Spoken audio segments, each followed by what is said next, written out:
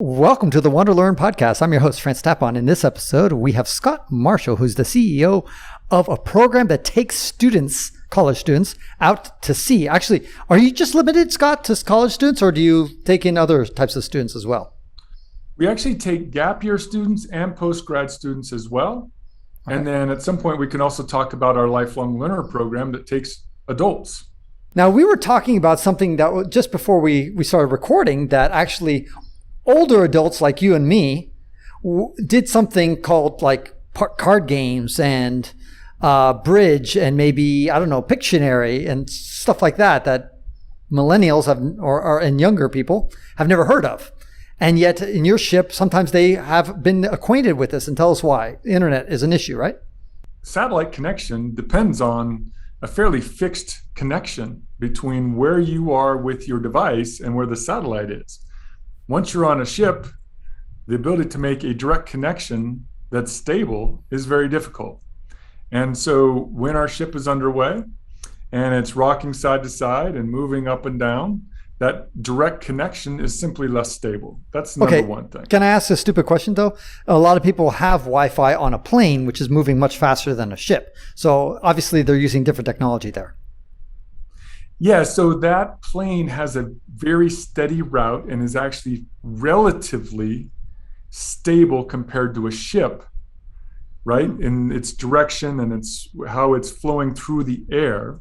Okay. So that airplane's ability to maintain satellite connectivity is actually much greater than a ship that could be just rocking side to side fairly consistently and then going through the waves fairly consistently. So just maintaining that stable connection is more difficult for a ship. I'm always amazed when I'm on a plane that I can put practically like a ball on my table. I mean, or anything, rest my glasses or a drink that's full up to the brim.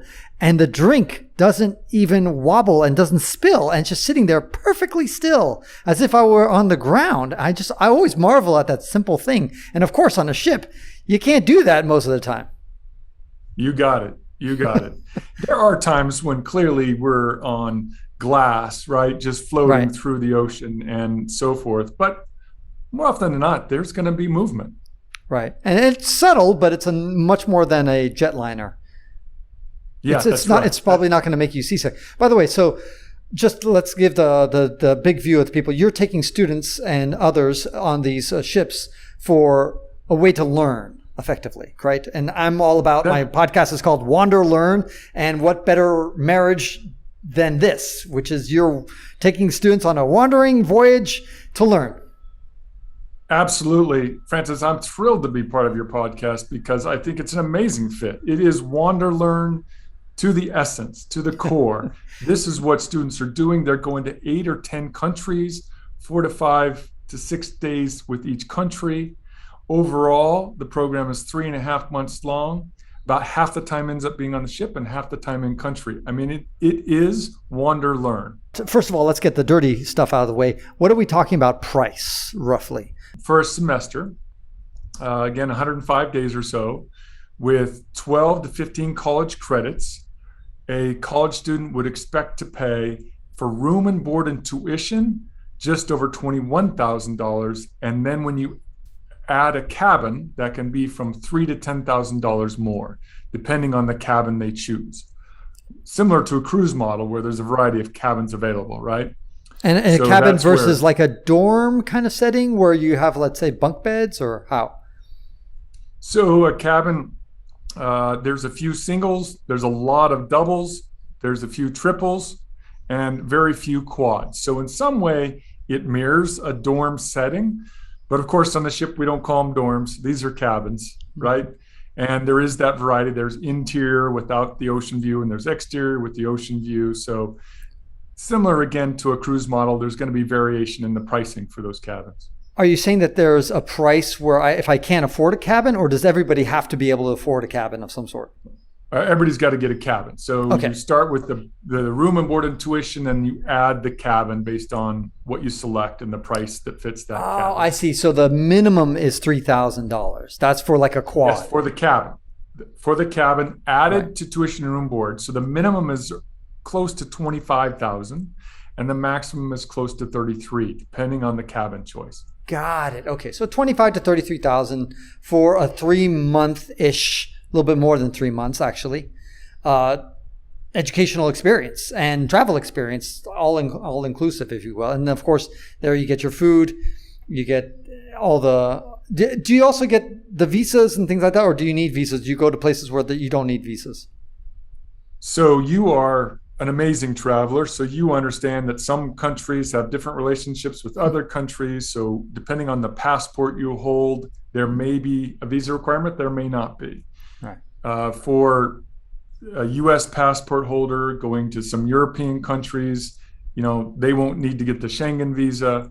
But for someone from a different country, they may need to get the Schengen visa. So it depends on what passport you hold and what is in our itinerary in terms of different countries. Okay. Now, if you're a student, what is the appeal? This is during a gap year typically, or do some people squeeze it in between a summer? Most of them are actually doing it during their college experience. So it's either a fall semester or a spring semester experience. We actually don't conduct voyages in the summer. Oh, okay. So it's only a fall semester or a spring semester. So again, it's usually, first year to last year of college. However, some choose to do gap year. That is, they're just graduating from high school. They think they want to go to college, but they're not sure. This seems like a great experience to test out college, but also have this fundamentally different type of life for 3.5 months. And then some just can't quite fit it into their college experience, but know they want to do it. So they graduate and then they go as a postgrad. But the bulk of them are college students. I went to Harvard, and I can tell you that I learned so much more traveling than I did at the university. So I really commend you for what you're doing. And I think it's a fabulous experience, despite the fact that, yes, it is expensive. But I mean, in general, university education is expensive. Now, is there any kind of way to reduce the college bill? So let's say I'm going to, I don't know, University of Arizona, and they ask for a tuition, of course, every year. Obviously, I don't have to pay room and board when I'm taking that semester with you. So that's one savings that I have. Is there anything else? Do they give you any tuition reduction or anything like that? And then the second question, follow-up, will be any kind of college credit for the classes you do take on ship. Students who are from Arizona, so they're resident students, are paying a fairly low tuition. Correct. Students who come from out of state to University of Arizona are paying quite a bit more to go to University of Arizona. So the price difference for semester C versus a resident Arizona student is significant.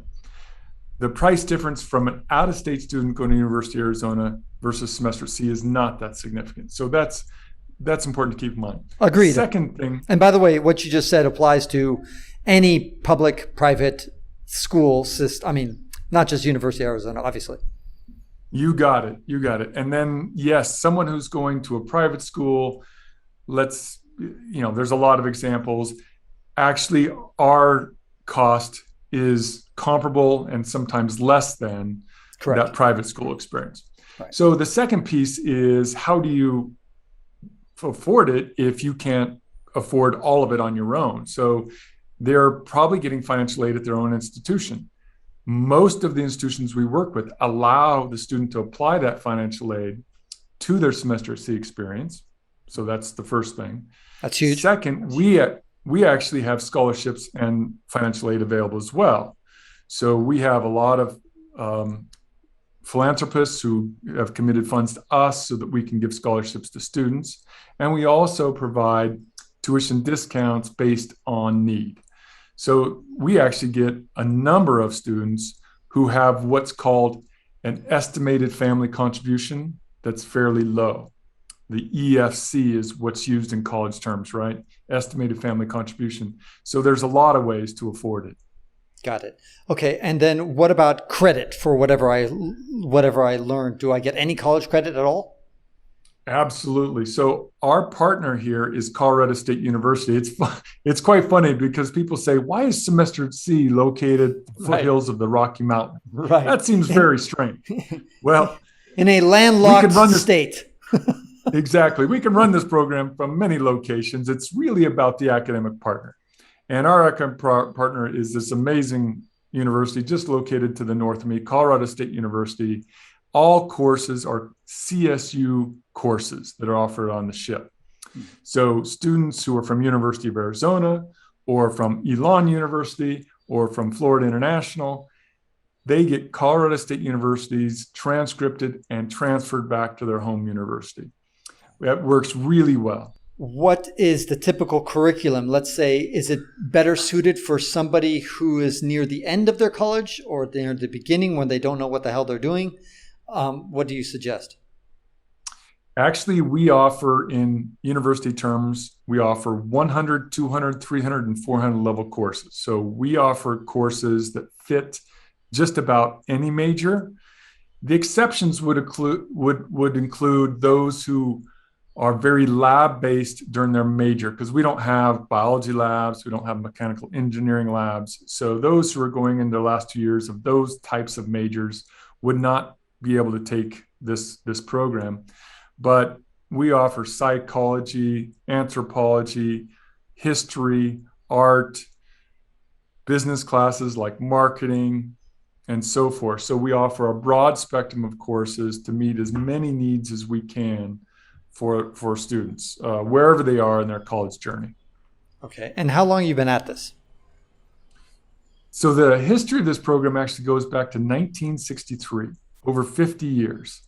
And I sailed in spring of 17, so I'm late to the game, if you will.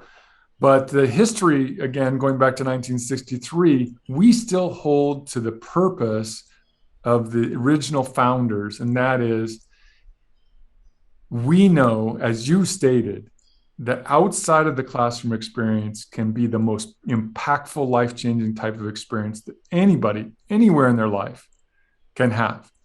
And taking people out of the classroom, out of the campus, with people from around the world, seeing different countries, nothing like it.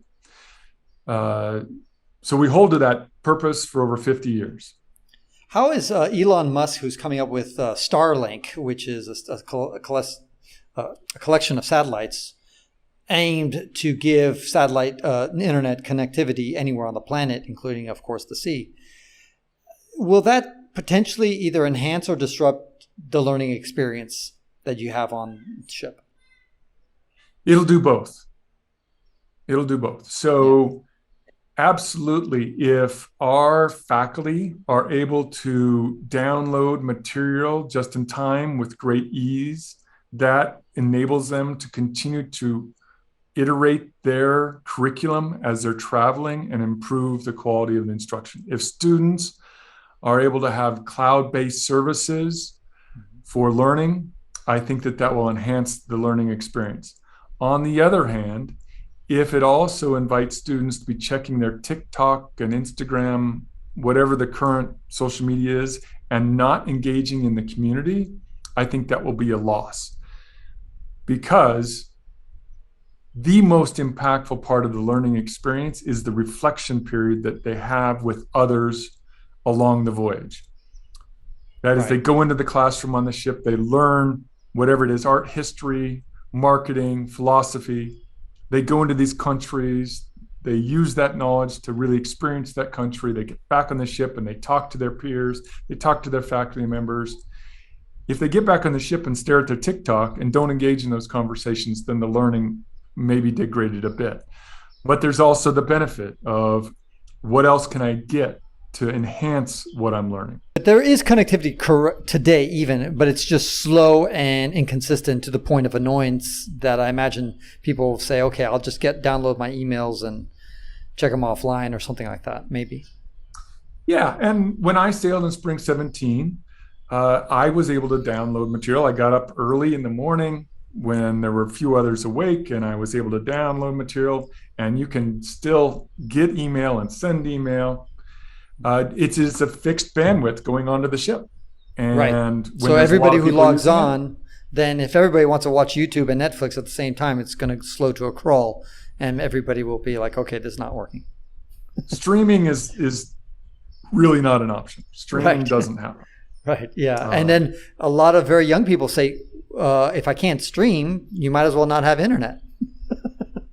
That's probably true. That is probably true. What can be done on the internet that doesn't involve streaming? I have no idea. It's a big mystery. Indeed. Yeah. Indeed. Yeah. I'll tell you though, what we see over and over is after about 2 weeks of frustration of not being able to stream something, they almost have relief in their face because now they don't feel as much pressure to stay that connected. The board games come out, the card games come out, something we grew up with and is so rich in life, right? That's such a viable community-based experience.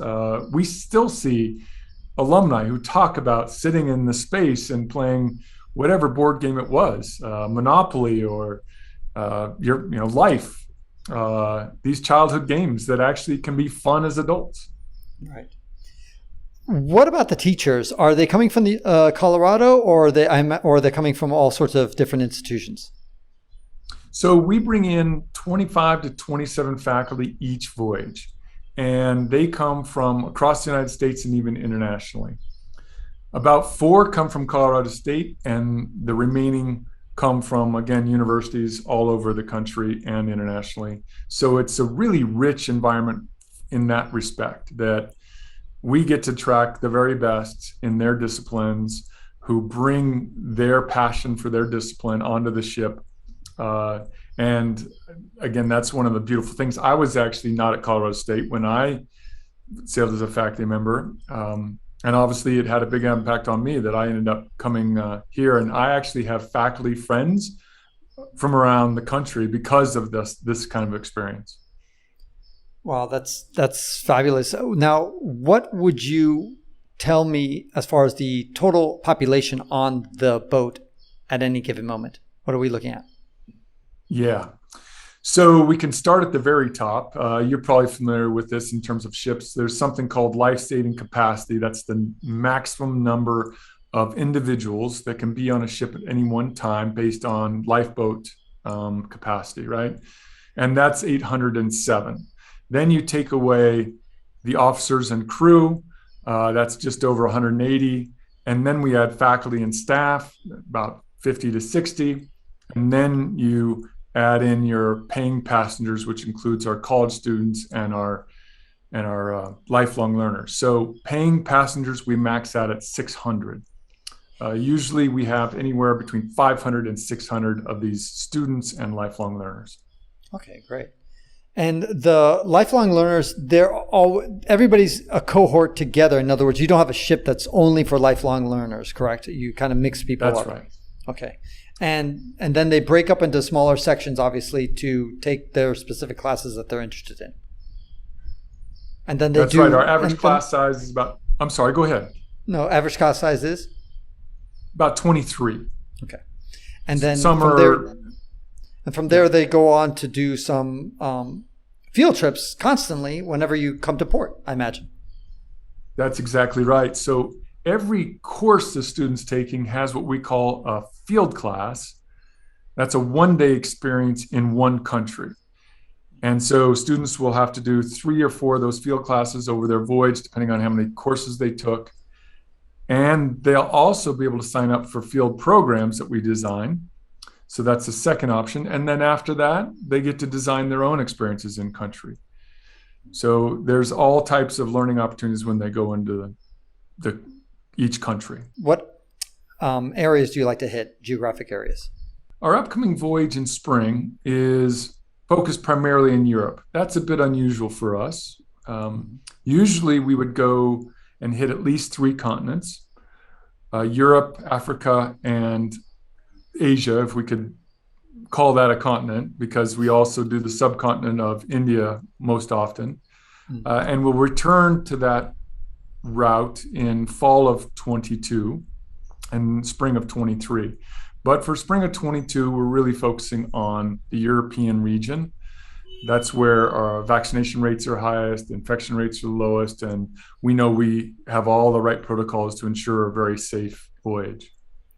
Right. And currently we're recording this in the latter half of 2021, are we looking at mask wearing, or if you're vaccinated, do you not have to wear masks? So we actually started in February with a vaccination requirement. All Voyagers will wear masks. That's students, lifelong learners, crew, faculty, staff. Everybody will be vaccinated. We won't sail with anybody who's not vaccinated. And then we had to really wait and see the path of COVID-19 before we decided on masking. Right now, we're going to start the voyage where masks are required indoors. And of course, they won't be when eating and drinking. They won't be required when you're in your cabins. And of course, they won't be required when you're out on the decks.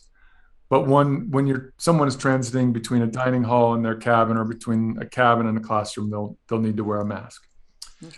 We also have on board all the equipment for antigen testing and PCR testing. So we're going to have consistent antigen testing.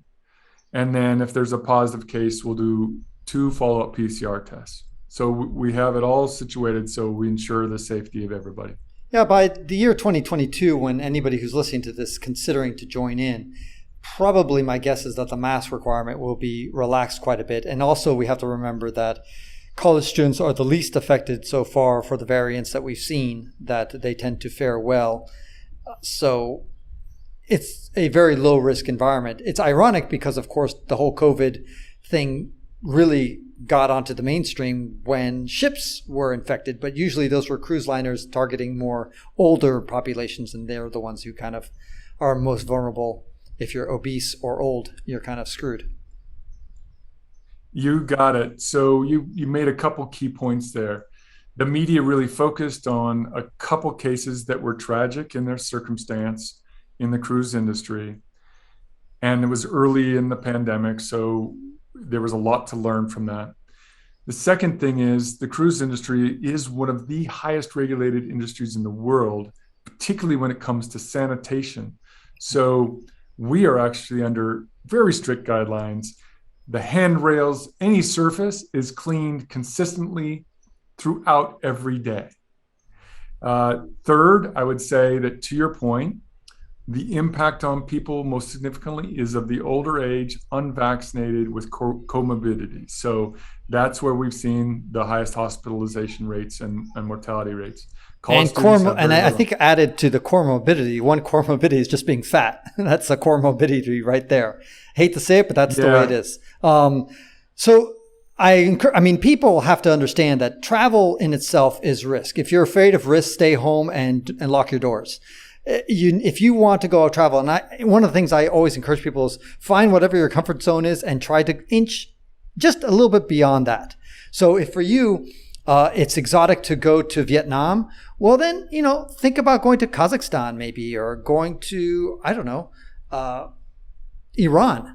Just something slightly edgier than whatever you think. If your most edgy, crazy thing is going to the UK, well, then maybe you should think about going to, I don't know, France maybe, or et cetera. So just push it. And so I think if you live in fear, and fear of this coronavirus, which is probably going to be with us for life, then, you're never going to get to the point of travel. And the point of travel is take some risks, of course, calculated risks. And you guys got all the procedures taken in place to make sure that people are safe within reason, but nothing is ever going to be 100% safe on this planet. Anything can happen.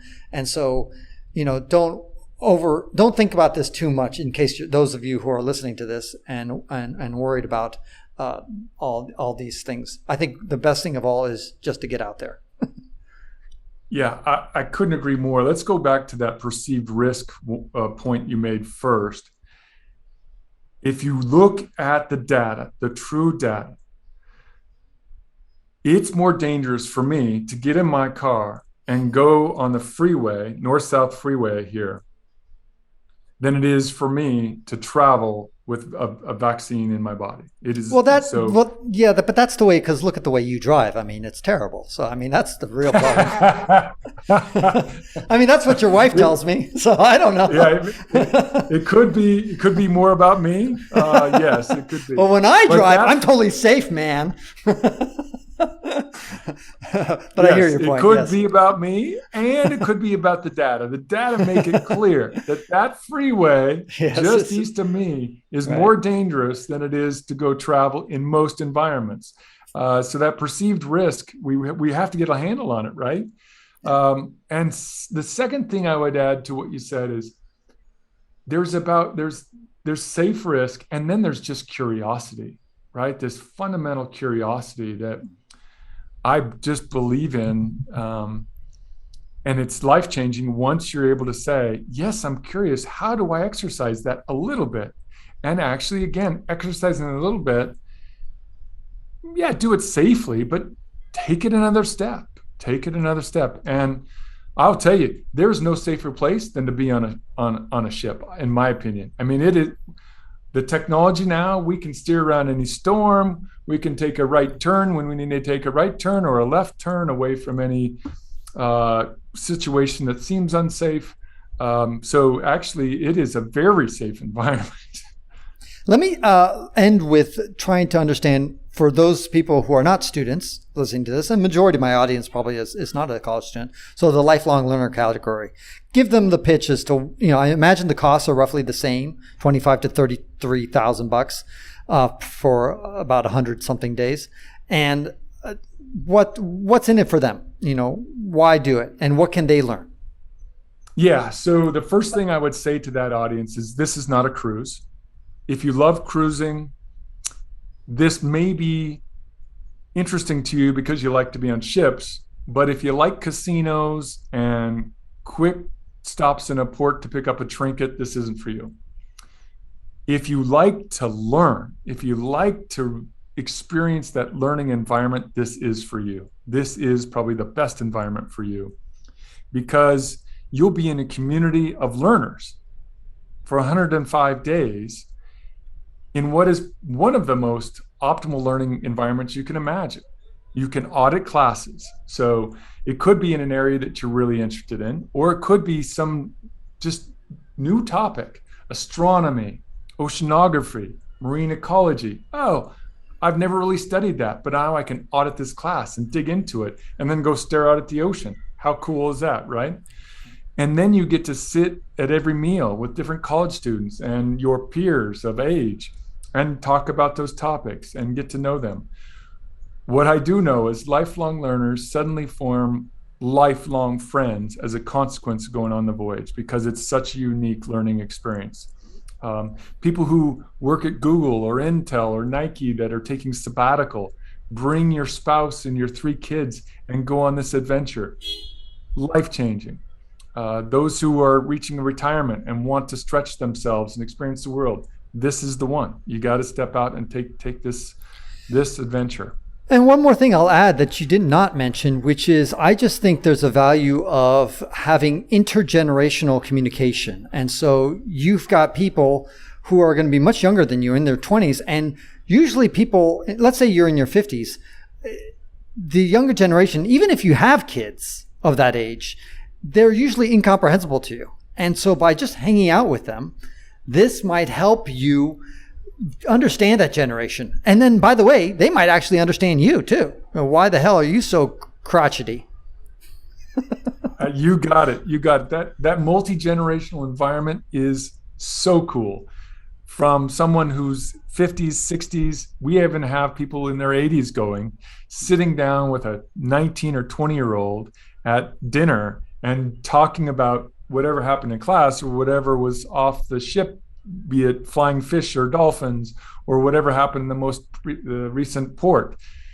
That is so cool. And to your point, you might just gain perspective on different generations. Like thinking your grandpa's an old stodgy guy and doesn't get it, doesn't understand TikTok. Well, listen to this older generation. And similarly, the older generation's like, disconnect, man, disconnect. Right. And the student might say, yeah, I get it. Right, I think disconnecting can be really valuable. Fabulous. Well, Scott, Marshall, I'm really pleased that we got the chance to talk and give some of my audience a chance to learn about everything that you have. Tell them where to go if they want to learn more about the programs that you offer. Thanks, Francis. It's really straightforward. semesteratc.org. Spelled out, semesteratc.org. It's all there, whether you're Wonderful. a lifelong learner, college student, whatever it might be. And that follows into all the social media, depending on your generation. If you like Facebook because you're old like me, although I don't Facebook myself, we're on Facebook. If you like the website, if you like social media, TikTok, Instagram, it's all there. Semester at Sea. Wonderful. Scott, thank you so much. Francis, thank you.